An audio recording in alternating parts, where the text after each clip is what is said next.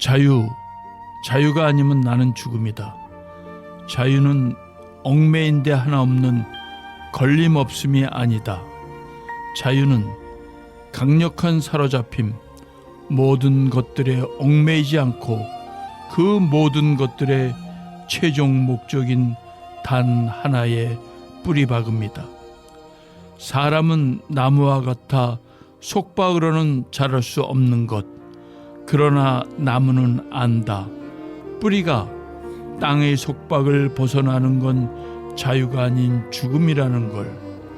자유 그 무엇으로부터도 자유로이 살고 죽기 위해 내 인생은 단 하나에 사로잡혔다. 빛에 새긴 사랑의 혁명에 저 영원의 빛에.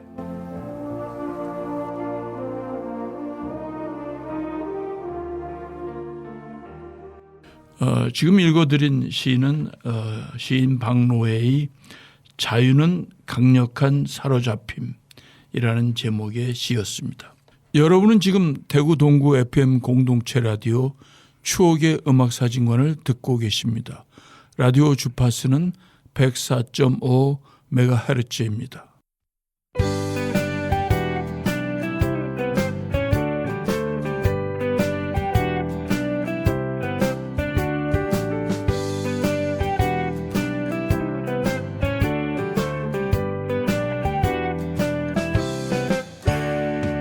어쩌면 그렇게 예쁘니 어쩌면 그렇게 사랑스럽니 어쩌면 그렇게 멋지니 어쩌면 그렇게 말도 잘하니 좋은 사람들과 사람 냄새 나는 이런저런 이야기 나누는 이 시간이 너무 즐거워.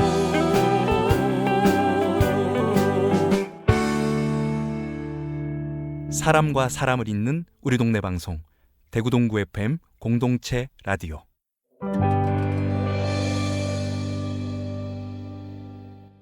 지난 시간에 이어 추리소설 작가이신 김세화 작가를 모시고 지난 시간에 이어 일부에서 못다한 이야기를 나누겠습니다. 일부에서는 레미제라블의 그 혁명에 관한 얘기도 해주셨고 거기에 그 일종의 악역이지요. 네. 자베르 형사가 부른 그 스타스라는 노래를 듣고 마쳤는데 이제는 저 이야기를 방향을 좀 바꿔서 김 작가님의 제 작품에 대해서 좀 이야기를 해보겠습니다. 최근에 타오라는 새로운 소설을 출간하셨다는 말씀을 이미 들었습니다. 이 책에 관해서 소개를 좀 해 주시지요. 네. 10월 31일 출간을 했습니다. 예. 저의 세 번째 장편 소설이고요. 기억의 저편 묵집바 이후로 나온 소설인데 이 소설은 전형적인 추리 소설입니다. 추리 소설이고 현실적인 문제를 아주 사실적으로 다루려고 노력한 작품이고요. 저 이제 추리 소설이기 때문에 뭐 결말이라든가 이런 얘기는 드릴 수 없지만은 예. 구조는 오지영 형사과장이 등장하거든요. 탐정으로서. 이 오지영 형사과장을 주인공으로 한 작품은 4개를 썼습니다. 단편. 예. 이번에 이제 장편으로서 오지영 형사과장이 주인공으로 등장하죠. 그런데 이 연쇄 살인 사건이 일어나는데 그 연쇄 살인 사건을 해결하다 보니까 연쇄 살인 사건의 저 근처에 있는 어떤 피해자, 약자가 왜 약자가 되는가의 그 구조가 드러나는 방식입니다. 그러니까 결국에는 우리 한국 사회의 구조 속에서 여러 가지 문제를 노출시키려고 했었던 작품입니다. 예. 제가 이제 김 작가님의 소설을 이제 좀 읽었는데 그 단편 그날 무대에서 네. 그거하고 그다음에 이제 장편 소설 기억의 저편, 그다음에 묵찌빠, 네. 그리고 이제 타오를 이제 한 3일 전에 네. 제가 아주 재밌게 읽었습니다. 네. 감사합니다. 예. 근데 이제 우선 두 가지 측면에서 제가 질문을 드리는데 하나는 이제 책의 구성, 또 하나는 이제 책의 내용. 예. 근데 책을 읽으면서 구성이 굉장히 치밀하다는 생각이 들었습니다. 제 전공이 사회학인데 그 논문을 쓸 때나 책을 쓸 때 글 전체를 정교하게 엮어 나가야죠. 근데 이제 저는 점점 나이가 들면서 이런 복잡한 구조를 이렇게 짜임새 있게 꾸려 나가는데 점점 자신이 없어지고 있어요. 그래서 간혹 가다가는 한 말을 다시 쓰게 되기도 하고. 그런데 어떻습니까? 다양한 등장인물의 그 얽히고 설킨 그 복잡한 관계를 시간의 흐름 속에서 또 그 주인공들의 의식의 흐름 속에서 어떻게 흐트러지지 않고 일관되게 엮어나가는 그런 비결이 있으신지요? 비결은 없습니다. 쓰다 보면은 매일 흐트러져요. 예. 근데 이 추리 소설에서 가장 중요한 것은 추리 라인이거든요. 예. 여기서 하나만 잘못된 부분이 들어가도 좋다 나쁘다의 문제가 아니고 이 추리 소설은 틀렸다 맞았다가 되거든요. 그러니까 하나 잘못 쓰면은 이제 뭐 이 작품으로서의 가치가 없는 것이죠. 그래서 조심해야 되는데 근데 제 추리 소설은 아무래도 사회적인 문제를 현실적으로 다루기 때문에 많은 에피소드들이 연결돼 있거든요. 그래서 이것을 여러 가지 방법을 동원했는데 다 실패했어요. 예. 큰 종이에다가 구성을 해보기도 하고 했는데 쓰다 보면은 이것이 다 필요 없어지더라고요. 새로운 얘기가 생각나고 또 쓰기 때문에 결국에는 끊임없이 머리로만 생각을 합니다. 이게 쓸 때는 아까 제 일상을 지난번에 제 일상을 말씀드렸지만 그 글을 쓸 때는 글만 쓰죠. 아침부터 저녁 때까지. 그리고 잠잘 때도 생각나고 생각나면 메모하고 메모한 거를 그 이제 구성 속에 이제 집어넣고.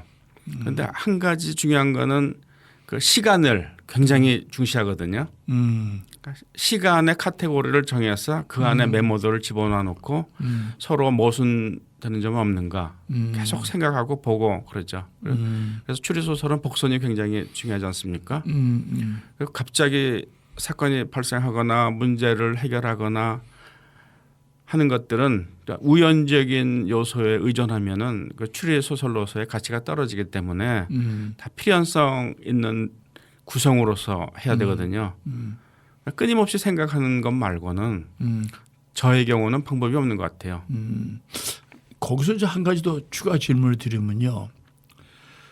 그 독자는 추리 소설을 읽으면서 이 사람이 범인이다 라고 미리 생각을 할 여지를 주십니까? 왜냐하면 제가 타오를 읽으면서 이 사람이 범인이 아닐까라는 생각을 했는데 네. 어떻게 그런 복선을 깔아 놓으십니까? 당연히 깔아놔야 되죠. 예. 그 셜록 홈즈부터 시작해서 지금까지 작가만 아는 범인 그것은 말이 안 되거든요. 독자들에게도 데이터를 주고 자 알아맞혀 보세요 하는 식으로 이렇게 써야지 독자들이 볼 거 아닙니까? 그러면서 보통 이제 반전을 추구를 하는데 뭐 저도 이제 그런 구조를 뭐 따랐습니다. 포 같은 경우 에드가 알란 포 같은 경우에는 황금벌레라는 그 추리 단편소설을 보면은 독자들도 그 추리할 수 있는 그런 데이터를 던져놓고 독자는 못 하는데 이 주인공은 이제 하게 되죠.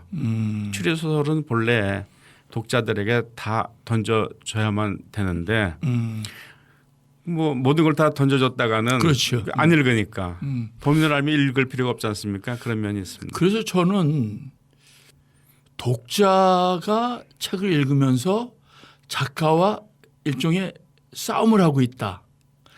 제가 이제 예전에 그 드라마 대장금을 보면서 저도 이제 사회학에서 이제 사회학적 상상력이라는 게 있지 않습니까? 네. 그래서 이제 사회학적 상상력이 그게 좀 있다고 생각하는데 대장금 작가가 다음에 어떻게 할까라고 내가 생각을 했는데 번번이 져요. 네. 아, 그거 보고 내가 저분은 또 좋구나 그런 생각을 하지요. 네. 그런 요소가 분명히 있고요. 또 하나는 범인을 알더라도 어떤 과정이 있었는가 그리고 어떤 추리로 이 범인을 잡았는가도 굉장히 이제 중요하죠. 근데 이제 그 묵찌바 읽고 또 그다음에 이제 타오를 읽고 야, 이게 재밌다라고 감탄을 하면서 이게 마치 그 묵찌바는 이제 국제 범죄 액션 스릴러. 요즘 그 드라마나 영화 많이 나오잖아요. 네. 그래서 영화나 드라마로 만들어줘도 좋지 않을까 이런 생각을 했습니다. 어떻게 그런 제안이 있었습니까? 제안이? 없었습니다. 예. 네. 그 묵찌바 같은 경우에는 저의 개인적인 생각으로는 이것은 영화로 만들면 뭐 그 흥행에 성공하겠다라는 그런 생각을 했었고 예. 그 단편 중에 그날 무대 위에서라는 그 단편은 연극으로 만들면은 좋겠다라는 예. 이제 생각을 했는데 뭐 그런 제의는 받아본 적이 없고요. 예. 기억의 저편은 뭐 드라마나 뭐 영화로도 좋다고 생각하는데 좋습니다. 이 타오 같은 경우에는 이제 출간된 지 얼마 안 되기 때문에 지금 예. 읽은 사람이 많지 않거든요. 예. 지금 일부의 이제 영화 감독하고 영화 PD들이 보고 있다는 얘기는 들었지만 예. 실제로 영화로 되는 것은 확률이 정말 낮아요. 예. 영화로 만들려면은 펀딩부터 시작해서 어. 많은 것들이 이제 결합돼야 되는데, 근데 제 소설은 요즘 영화에서 보는 뭐 극적인 그런 장면들이 잘 없거든요. 머리로 추리하는 것이 대부분이기 때문에 드라마이면 몰라도 영화는 과연 만들겠는가 그런 제안이 들어오겠는가라는 생각은 잘 하지 않는데, 근데 그 전에 일단 소설로서 인정을 받았으면 좋겠다는 생각입니다. 이게 한 몇 년 동안 많은 분들이 제가 추구하는 그런 이런 추리물을 많이 보시고 또 소설은 책으로 봐야지 맛이 아닙니까? 영화로 보는 것하고는 그렇죠. 또 다르기 때문에 일단은 이게 종이책으로서 성공을 했으면 좋겠다라는 희망을 갖고는 있습니다. 소설을 많이 팔리고 먼저 네, 그래야 그다음에 되겠죠. 이제 그 영화로 또 나중에 얘기고. 예. 네. 이제 그 또 하나는 이제 아까는 제가 그 김 작가님의 작품 구조가 매우 이제 치밀하고 정교하다 이렇게 말씀드렸는데 타오를 읽으면서는 책에서 다루는 소재가 사회적 이슈를 포함하는 등 매우 풍부하다는 생각이 들었습니다. 아시다시피 제 전공이 사회학이다 보니까는 네. 가령 이제 범죄 소설이면은 범인 추적에 이제 초점을 주로 맞추는데 그 사람과 사람 간의 그 미시적인 그 상호작용에서 벌어지는 갈등 또 이 주인공들이 살아가는 삶의 맥락 뭐 예를 들어서 뭐 사회적이고 경제적이고 또는 정치적인 그런 불평등 심지어는 이제 젠더 불평등 특히 이제 한국에 이제 지금 그 해외 이주민들이 많이 오는데 동남아에서 온 그런 이주민들이 한국에서 그 일종의 이제 차별을 당하면서 살아가는 그런 그 사회적 상황 이런 맥락을 이제 많이 이제 제시를 하셔가지고 야 이게 과연 그 뭐 저 추리 소설의 범주에만 넣어서는 될까 그런 생각을 했습니다. 그래서 그런 의미에서 추리 소설을 넘어서 인간 삶 전체를 다루는 하나의 소설이 아닌가 이렇게 생각을 했는데 그 뒤에 작가의 말을 또 읽어보니까는 타오에 그런 관심이 많으셨다고 하는데 어떻습니까? 사회적 이슈에 많은 관심을 두시는지요? 네, 제가 30여 년 동안 기자 생활을 했기 때문에 예. 아침부터 저녁 때까지 하는 일이 사회적인 이슈를 다뤄왔잖아요. 세상 문제. 예. 네. 거기서 벗어날 수가 없을 것 같아요. 그리고 추리 소설도 그 옛날에 나왔던 본격 추리 소설 셜록 홈즈라든가 에큐얼 포아로라든가 그런 탐정들이 나왔던 그 얘기는 사회적인 이슈도 좀 있지만은 어떤 수수께끼에 집중하는 그런 면이 강했거든요. 근데 그런 소설에 반발해서 나온 게 미국의 이제 하드보일드라는 그런 추리 소설이 있어요. 그리고 이제 북구라파에서는 이제 사회적인 이슈를 전면적으로 다루기도 했고요. 그래서 저는 이쪽이 더 끌리거든요. 그러니까 기기묘묘한 수수께끼를 이제 푸는 것도 물론 중요하고 좋습니다. 그런데 보면은 우연적인 요소도 많이 들어가고 그런 단점도 좀 있었던 것 같아요. 작품에 따라서. 저는 사회적인 면을 취재하면서 계속 살아왔기 때문에 당연히 이쪽에 관심이 있고 그리고 그 현실을 사실적으로 이렇게 묘사해야 된다는 저 나름의 생각이 있습니다. 그래서 현실 문제에 전착하게 되고 소설도 뭐 사실 어떻게 보면 이런 문제뿐이 있을 수가 없죠. 다른 얘기보다는 그렇게 살아왔으니까. 그래서 범죄도 이 사회 속에서 발생하고 범죄 피해자 가해자도 이 사회적인 문제 속에서 그렇게 그렇죠. 현현되고 그 문제 그 해답도 사회 구조 속에 있는 것이고 그렇죠. 또 문제 풀이도 또 사회 속에서 사회 구조를 잘 이렇게 이해하면서 풀어가는 하여튼 그런 문제에 익숙해진 것 같아요. 그러니까 그 추리 소설의 결말은 이제 범인을 잡고 하는 것이지만은 그럼에도 해결되지 않은 근본적인 사회 문제는 아직도 남아 있다라는 의미에서 굉장히 시사점을 많이 주고 있는 것 같습니다. 네, 그렇습니다. 어떤 죽음이든지 간에 잘 파고들면은 다 사회적인 죽음일 가능성이 많거든요. 예. 그렇다면 살인 사건도 그런 성격이 다 있다고 볼 수가 있겠죠. 네. 여기서 그 음악을 하나 더 듣겠습니다. 아까 그 루 리드 말씀하시면서 페일 블루 아이스를 말씀하셨는데 더 벨벳 언더그라운드가 부른 노래인데 더 벨벳 언더그라운드를 좀 소개를 좀 해주시죠. 루 리드가 젊었을 때 조직한 이제 그룹입니다. 예. 그룹인데 상업적으로는 이제 성공을 못했어요. 그래서 루 리드가 다시 그 집에 왔다가 이제 이 러시아계 유태인 가정이었거든요. 예. 아버지는 회계사였고요. 회계사 일을 하다가 또 못 견뎌서 솔로로 전향했는데 그 이전에 성공하지 못한 그룹이었죠. 그런데 데이비드 보이라든가 팝아트의 그 앤디 워홀 같은 사람들이 이 음악성을 굉장히 높이 평가해서 지원을 했습니다. 상업적으로는 성공을 못했어도 그러니까 그 벨벳 언더그라운드 시절의 음악입니다. 예. 그럼 여기서 음악을 함께 듣고 이 이야기를 계속하겠습니다.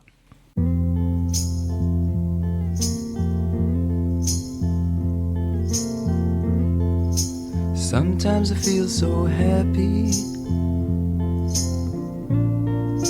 Sometimes I feel so sad. Sometimes I feel so happy. But mostly you just make me mad. Baby, you just make me mad. Linger on, your pale blue eyes. Linger on, your pale blue eyes.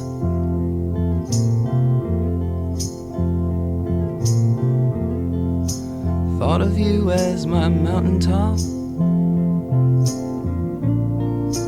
Thought of you as my peak.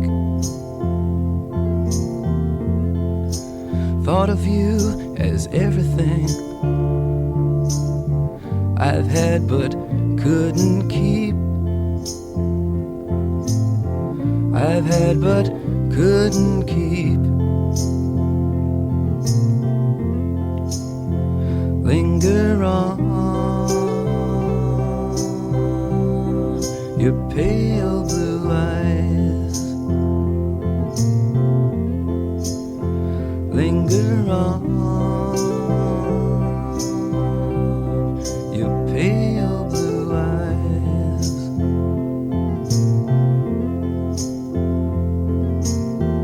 If I could make the world as pure and strange as what I see, I'd put you in the mirror I put in front of me. I put in front of me. Linger on, your pale blue eyes. Linger on, your pale blue eyes.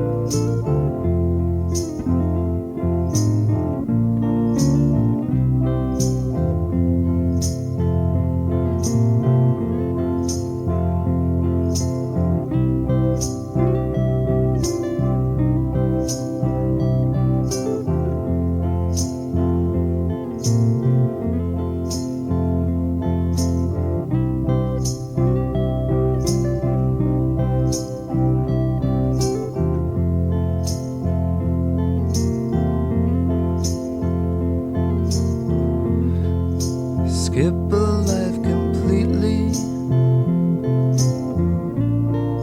stuff it in a cup. She said money is like us in time. It lies but can't stand up. Down for you is up.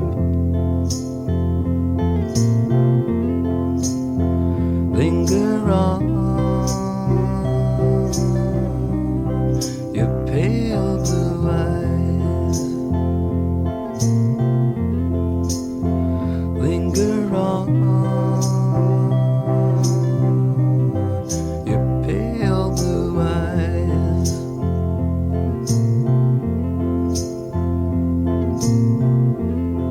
It was good what we did yesterday, and I'd do it once again.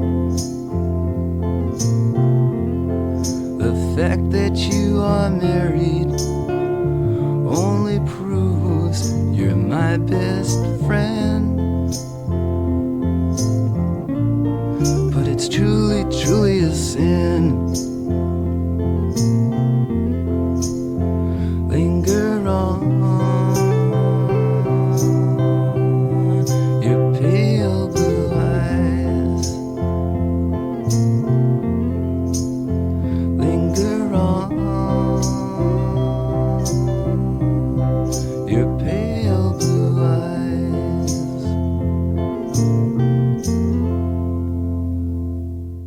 여러분은 지금 대구 동구 FM 공동체 라디오 추억의 음악 사진권을 듣고 계십니다. 라디오 주파수는 104.5MHz입니다.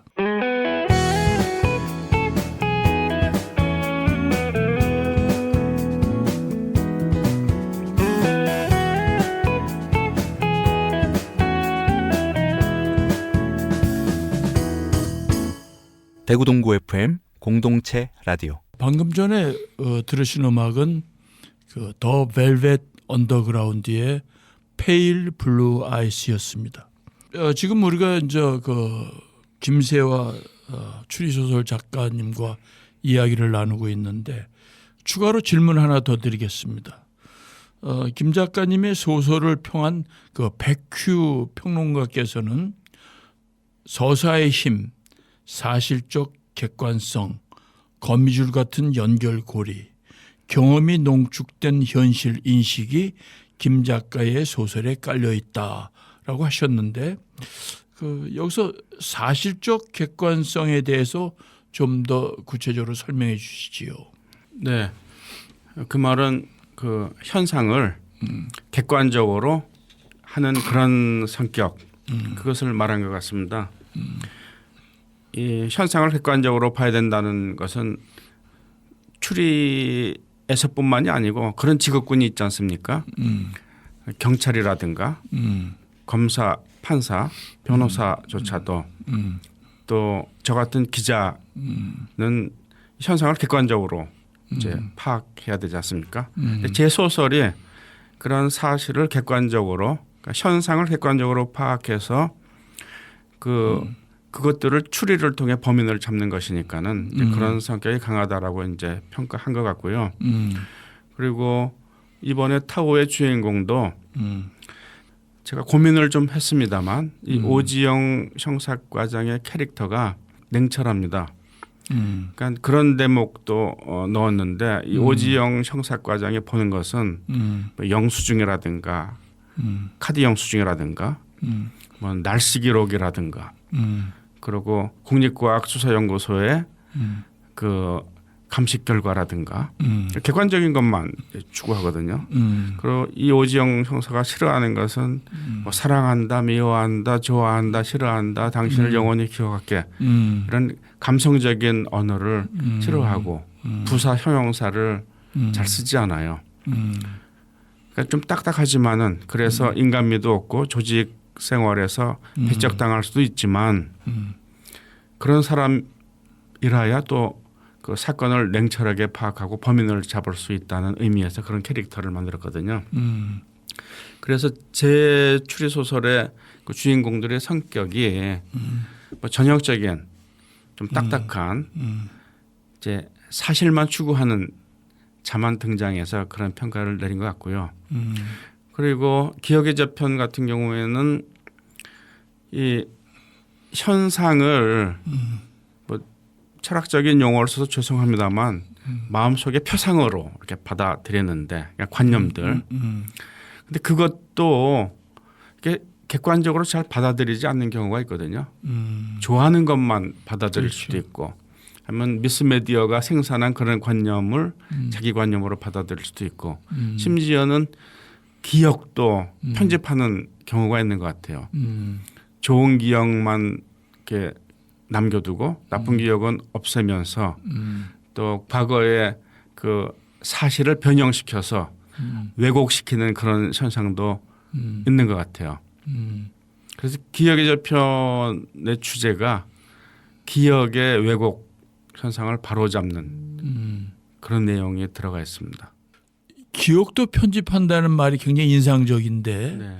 그거에 대해서 좀 더 자세히 설명을 좀 해 주시죠. 우리 이제 사건을 보다 보면은 내가 여러 가지 내용들을 취재를 했는데 내가 애초에 갖고 있었던 그런 방향의 내용들만 내 기억에 저장시켜 놓는 경우가 있거든요. 그렇죠. 네. 그래서 이 사건의 진실을 모르는 거죠. 사건의 진상에 다가가지 못하는 경우가 있는 겁니다. 나중에 생각해 보면은 이런 점을 중시했었어야 된다. 그렇게 후회를 할 때가 있죠. 그런데 기억의 저편이라는 소설에서는 워낙 오래된 사건이기 때문에 내 기억이 잘 됐는가 잘못됐는가를 이렇게 검토할 수가 없지 않습니까? 그래서 옛날에 촬영해 놓은 그림 오래전에 촬영해 놓은 그 그림으로 다시 돌아가서 그림을 보면서 내가 가졌던 기억이 올바른 것이었던가 빼놓은 그런 관념들은 없었던가 이렇게 해서 편집된 기억을 사실대로 다시 재편집하는 거죠. 사실에 맞게. 그런 의미에서 기억도 편집되고 또 수정할 수도 있다라고 말씀드렸던 겁니다. 요즘 기억이 편집된다. 우리가 이제 자기 기억은 자기가 편집하고 자기가 한 말도 안 했다. 근데 요즘은 그 핸드폰 성능이 너무 좋아가지고 네. 모든 게 다 녹음이 됩니다. 그렇죠. 그런 그래서 세상이 이제는 왔죠. 그래서 이제 기억을 편집하거나 지울 수 없는 그런 세상이 된 것 같아요. 그러니까 기억의 저편에서는 옛날 촬영한 그림으로 돌아가듯이 요새는 자기의 거짓말이 그러니까 편집된 거짓말의 그 참 거짓을 녹음된 파일에서 확인하는 것이죠. 예. 여기서 이제 김 작가께서 선택하신 노래를 하나 더 듣겠습니다. 어떤 곡을 선택하셨는지요? 네, 가곡 마중입니다. 예. 이번에는 우리의 이제 가곡을 신청하셨습니다. 그리고 우리가 가곡하면 좀 오래된 곡을 떠올리는데 허림이 작사하고 이제 작시지요. 예, 우리가 시를 쓸 때는 작시라고 하고 노래 가사를 쓸 때는 작사라고 하는데 허림이 작시하고 윤학준이 작곡한 마중은 2014년에 만들어진 곡입니다. 10년 전이라 좀 오래됐다고 생각하지만 가곡으로 생각하면 저 오래된 건 아니지요. 네. 가곡 마중을 오늘은 바리톤 장지웅의 노래로 듣겠습니다.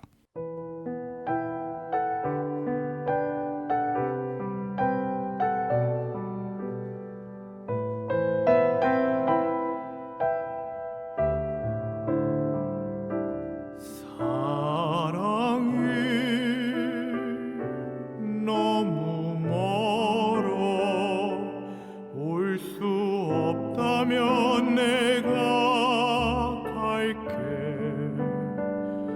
말 한마디 그리운 저녁 얼굴 마주하고 앉아 그대 꿈 가만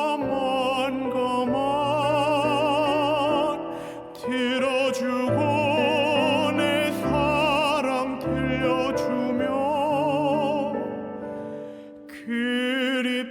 그립다는 것은 오래전 잃어버린 향기가 아닐까 사는 게 뭔지 아무 못하니 그리워지는 날에는 그대여 내가 먼저 달려가 꽃으로 서 있을게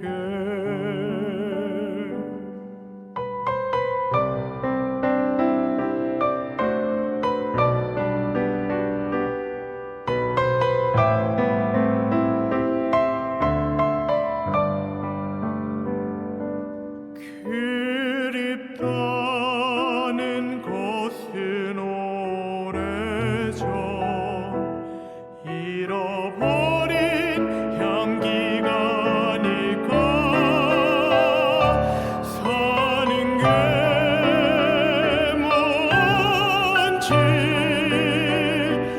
아무 못하니 그리워지는 날에는 그대여 내가 먼저 달려가 꽃으로 서 있을게 꽃으로 서 있을게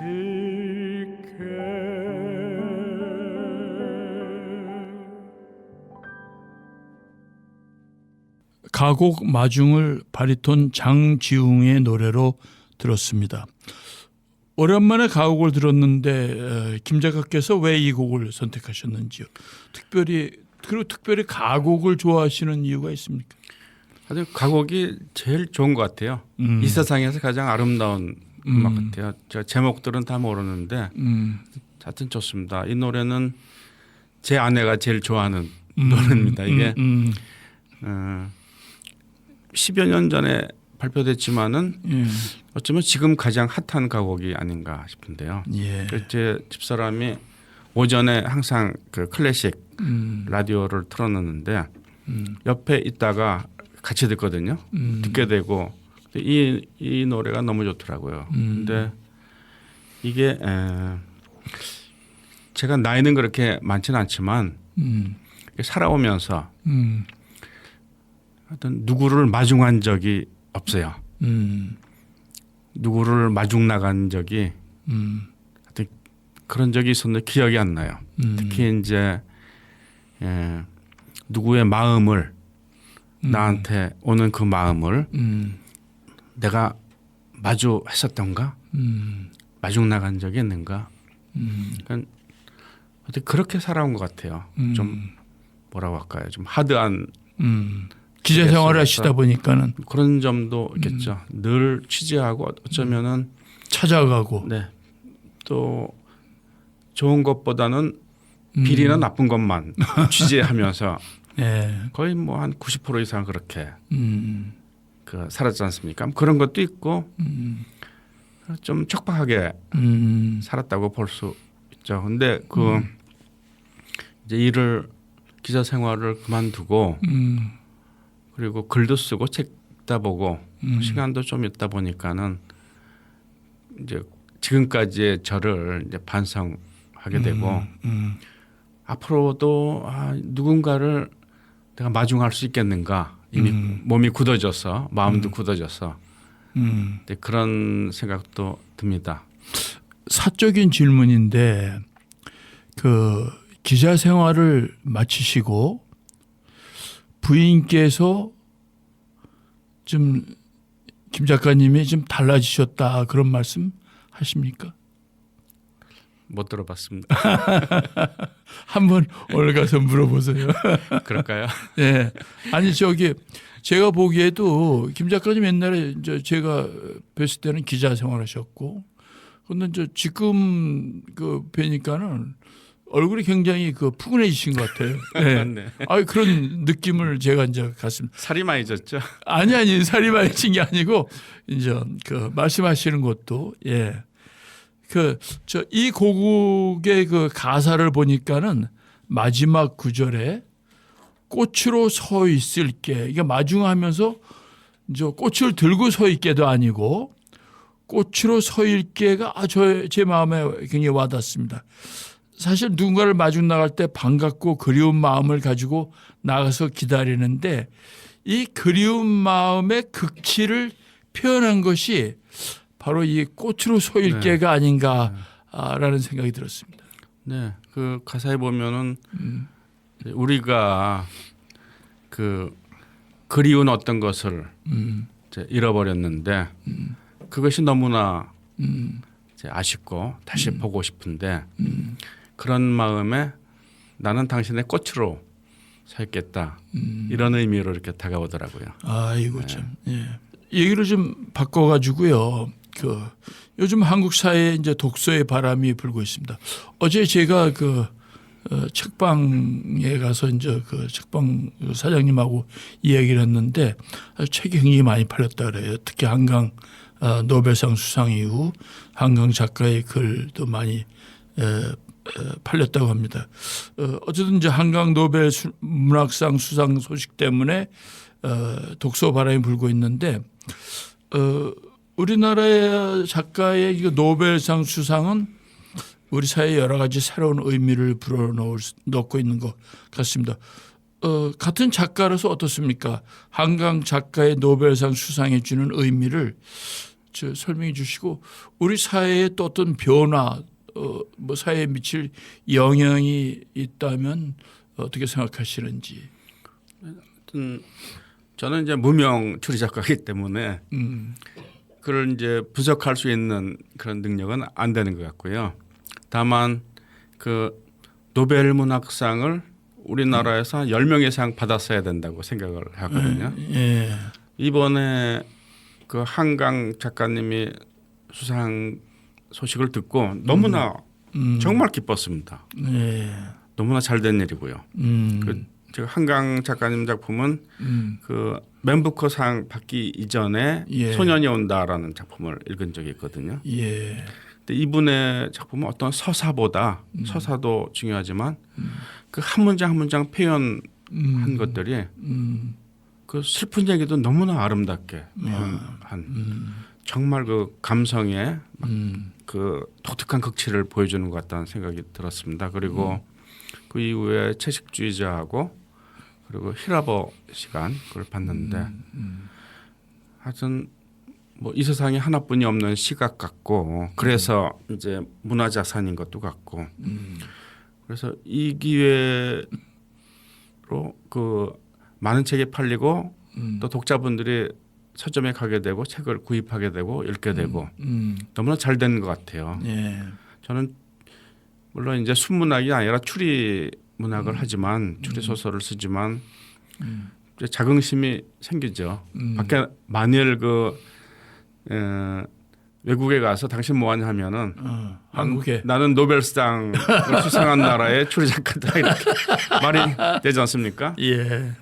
정말 좋은 소식이고 너무 그 어렵다고들 하는데 이 그 채식주의자든 그 한강 작가님의 작품을 읽으실 때는 서사에 이렇게 집중하지 말고 문장을 하나하나 음미하면서 천천히 보시면 좋을 것 같아요. 네. 너무나 뭐 그런 우리 같은 사람은 뭐 100번을 태어나도 도저히 흉내낼 수 없는 그런 문장이라고 생각하거든요. 예. 근데 어떤 분은 그러더라고요. 천천히 음미하고 싶은데 너무 빨리 읽게 된다고 또 그러더라고요. 그런 부분도 있는데 그렇습니다. 아주 좋은 말씀을 해주셨습니다. 그리고 이제 반드시 김 작가님의 그 작품도 그 세계 속으로 나아갈 날이 올 것이라고 저는 생각합니다. 예. 그 마지막 질문이 될 것 같습니다만 작가는 누구나 늘 듣는 질문이겠지요. 글을 잘 쓰려면 또는 소설가가 되려면 어떻게 해야 하는지요? 특별히 훈련을 받아야 하는지 말씀 좀 해주시지요. 그 문학은 그 자체 갖고 있는 본성이 또 독창성이라고 보거든요. 어쩌면 훈련도 필요하긴 한데 그 훈련에 너무 의지하면은 좋은 문학이 안 나올 수도 있다는 생각이 듭니다. 혼자 생각하고 비평은 이제 객관적으로 이제 받아야 되겠죠. 그러고서 자기 비판도 하고. 근데 글은 혼자서 음미하고 느끼고 성찰하면서 써야 되지 않을까 그런 생각이 듭니다. 예를 들어 한강 작가님 같은 경우에 어떤 뭐 기본적인 그런 문학 수업은 하셨겠지만 그런 세계관을 누구한테 이렇게 뭐 교육을 받고 갖게 된 거는 아니지 않습니까? 그런 점이 있는 것 같아요. 열심히 읽고 쓰고 경험하고 성찰하고 경험이 적으면은 그 자기 소설의 세계도 적을 수밖에 없고 그렇죠. 많은 경험을 하게 되면은 경험을 이리저리 편집하면서 새로운 상상력을 또 동원할 수도 있고요. 또 큰 범위의 큰 주제에 또 깊은 주제, 독특한 주제의 소설을 쓸 수 있을 것도 같고요. 그런 의미에서 이제 훈련을 받으면은 그 훈련의 그 틀에 매이게 되는데 작가님이 말씀하신 건 독창적인 자기 세계, 독창적인 자기 세계에서 독창성이 나오는 거지. 그렇죠. 무슨 뭐 하늘에서 뭐 독창적 능력이 있어서 나오는 건 아니고 그 독창적인 자기 세계를 만들어라 그런 거로 이해하면 되겠죠. 네, 훈련이 필요는 하지만 그 훈련이라는 것은 결국 그 자기 세계를 어떻게 정립하느냐의 훈련이라야지 그 훈련의 가치가 있을 것 같다는 생각이 듭니다. 그 학문에서도 이제 연구를 할 때도 개념을 딱 정해놓고 이야기를 하면 개념이 실체를 그 개념으로 한정시켜 버려요. 네. 그래서 그렇죠. 네. 개념에서 출발하면 안 되고 네. 실체에서 출발해야 된다. 그런 얘기도 하지요. 자연과학적인 발견도 그런 식으로 많이 설명되지 않습니까? 네. 개인적인 독창적인 상상력이 먼저 선행하고 어쩌면 이론은 거기에 따라간다라는 그런 경우도 있지 않습니까? 작가가 좀 전에 그 자기 세계를 그 경험도 많이 해야 되고 그래서 경험이 많은 것이 그 글을 쓰는데 도움이 된다는 말을 좀 더 설명해 주시죠. 네. 경험이 많아야지 좋은 글을 이제 쓸 수가 있는데 그렇다고 경험이 많다고 모든 글이 다 좋게 나올 수는 없거든요. 그 누구든 무엇을 하든지 간에 자기가 하고 싶어야지 그 좋은 결과가 나오지 않습니까? 그 글도 어떤 좋은 글을 쓰기 위해서 훈련하고 경험하고 하면은 이게 앞뒤가 바뀌는 것 같아요. 자기가 쓰지 않으면 안 될 글이 있을 때 그 글을 쓰기 위해서 훈련도 하고 경험도 하고 내가 이것을 정말 이걸 안 쓰면은 내 못 살겠는데 어떻게 하지? 그럼 남들은 어떻게 썼고 또 평론가들은 어떻게 말하고 또 써보기도 하고 매일 써보고 또 객관적으로 평가도 받고 그래서 궁극적으로 자기가 쓰고 싶은 그 글에 도달하는 그런 그 순서가 그런 방법이 맞는 것 같아요. 그러니까 무엇이 대규에서가 아니라 무엇인가 하고 싶은 일이 있을 때 그리고 그 일을 하기 위해서 열심히 준비를 많이 했을 때 일을 시작해야 한다라는 말씀을 듣고 이거는 뭐 다른 분야에도 다 이제 통용되는 거겠지요. 네. 예. 자 마지막으로 같이 들을 노래는 어떤 곡이지요? 김효곤 작사 작곡의 이번에도 가곡입니다. 예. 첫사랑입니다. 이 노래는 그 1980년에 나온 가곡이네요. 네. 이 가곡에 대해서 좀 설명해 주시고 왜 이 곡을 선택했는지 말씀해 주시지요. 가사가 아름답고요. 멜로디도 좋고 느낌이 참 좋습니다. 그런데 듣다 보니까는 이 김효곤이라는 작사 작곡을 하신 분이 예. 그 경영학자예요. 아 그래요? 예. 네. 경영학을 공부하면서 부전공으로 그 음악 이론을 들었고 대학교 3학년 때 그 대학 가곡제에 나가서 대상도 받은 분입니다. 오. 지금은 경영학자로 대학에서 교수 생활을 하는 분인데 예. 제가 기자 생활하면서 그 늦게 추리 소설을 썼는데 이분은 아예 경영학과 그 음악을 같이 병행하신 분이죠. 예. 그런 점도 참 특이한데 이런 분이 어떻게 이런 첫사랑 같은 음악을 만들었을까 이런 생각도 들고 또 어쩌면은 이런 분이야말로 첫사랑 같은 아름다운 음악을 자기 세계와는 동떨어진 세계에서 찾아서 만들 수 있구나 하는 생각도 들고 굉장히 아름답습니다. 그리고 또 이것도 역시 나이가 들다 보니까 첫사랑하면은 남녀의 사랑을 맨 먼저 생각하잖아요. 저도 예, 마찬가지고. 근데 모든 삼라만상은 변하잖아요. 모든 삶을 모든 사람은 계속 변한다는 말입니다. 자고 일어나서 보는 아내의 그 모습과 자기 전에 아내의 모습 분명 변한 것 같아요. 누구든 오랜만에 만나는 친구도 변하고. 그래서 첫사랑이라는 것은 만일 누군가를 또 어떤 학문도 마찬가지고 그 어떤 분야를 사랑하게 되면은 맨 처음에 하는 사랑이 첫사랑이지만 대상이 매일 변하니까 그 사랑은 계속 첫사랑이 되는 것 같다는 생각이 들더라고요. 그래서 좋아합니다. 아주 좋은 사랑의 철학을 가지고 계십니다. 아주 멋진 해석입니다.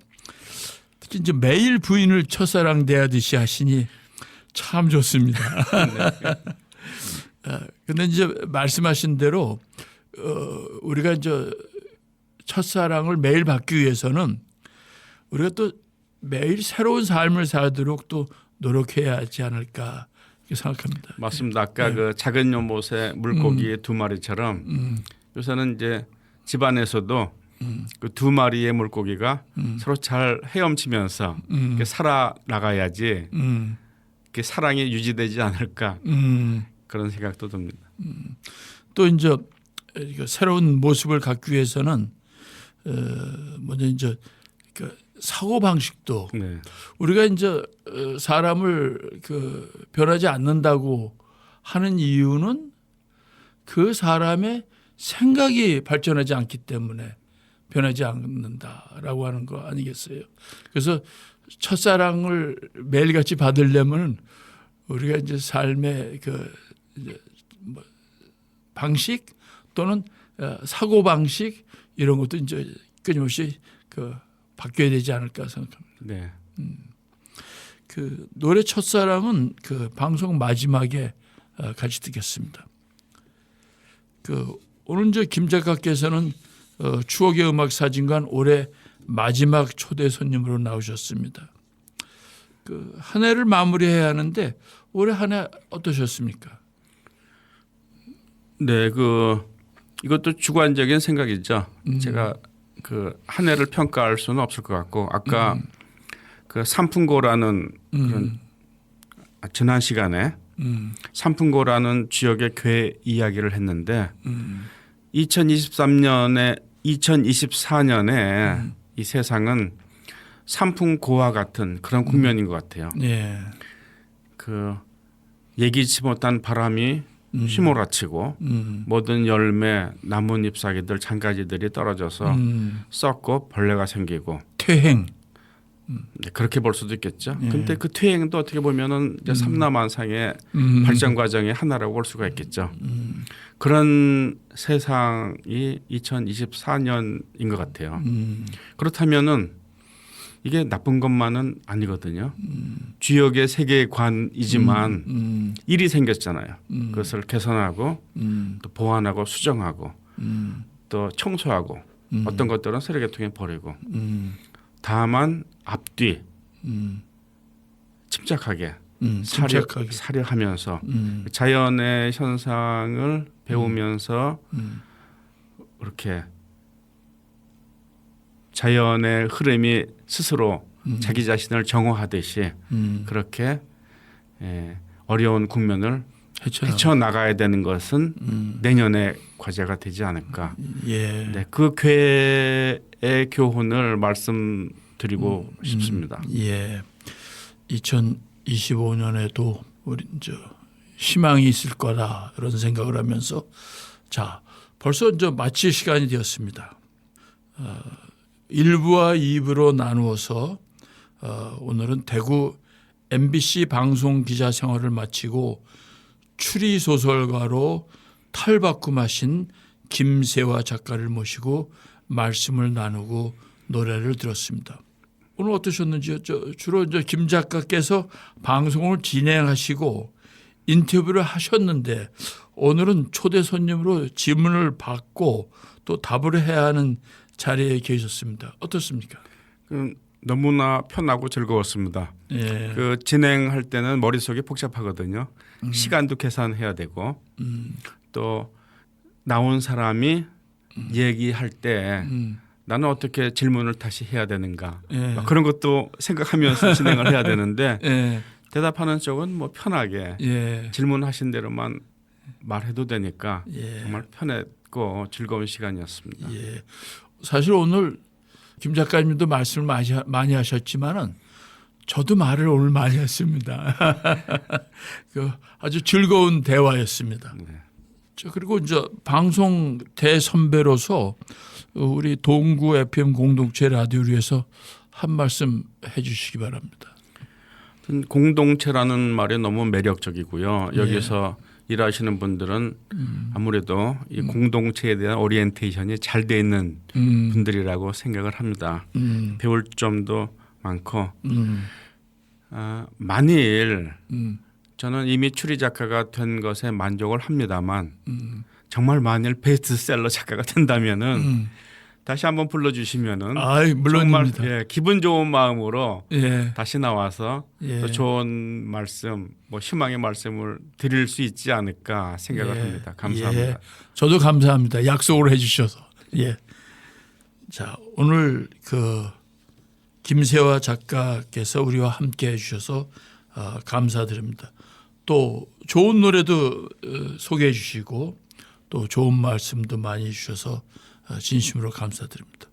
앞으로도 그 좋은 그리고 재미있는 그 작품을 기대합니다. 또 새로 나온 책 타오도 그 베스트셀러가 되고 아까 말씀드린 대로 드라마나 영화로 이제 제작되었으면 좋겠습니다. 그리고 이제 글을 쓰시려면 무엇보다도 건강하셔야 되니까는 건강에도 유의하시고 예. 그렇게 지내시기를 바랍니다. 네, 감사합니다. 예. 지금까지 추억의 음악 사진관이었습니다. 기술과 편집에는 김영희 선생께서 수고하셨고 저는 정태식이었습니다. 김효곤 작사 작곡의 가곡 첫사랑을 소프라노 김순영의 노래로 들으며 마치겠습니다. 안녕히 계십시오.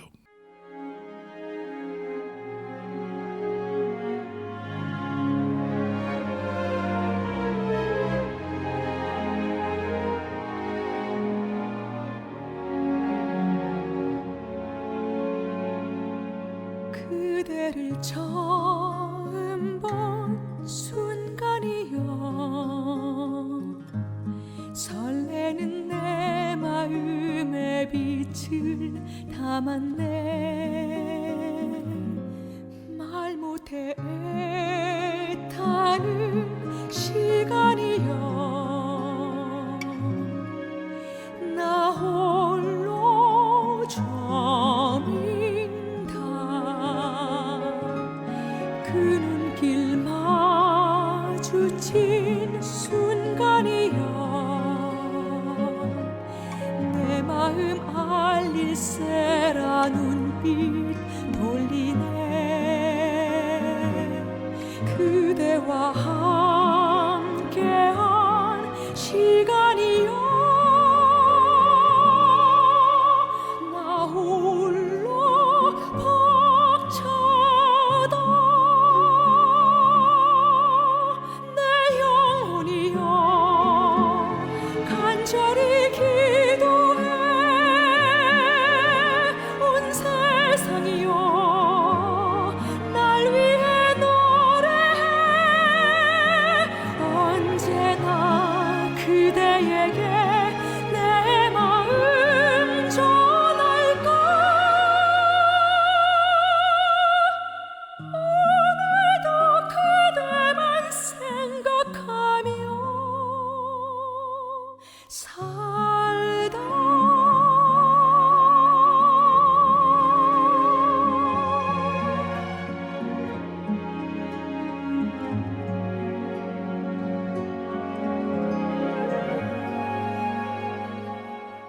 그 마음 열리던 순간이여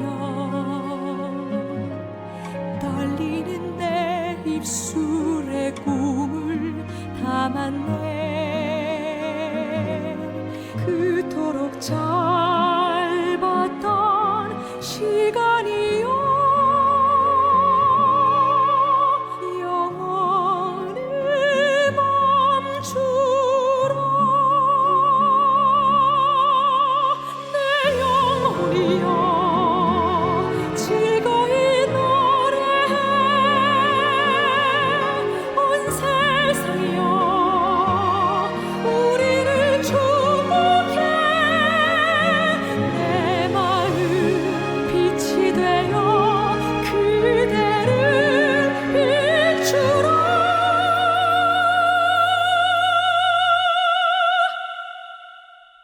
오늘도 그대만 생각하며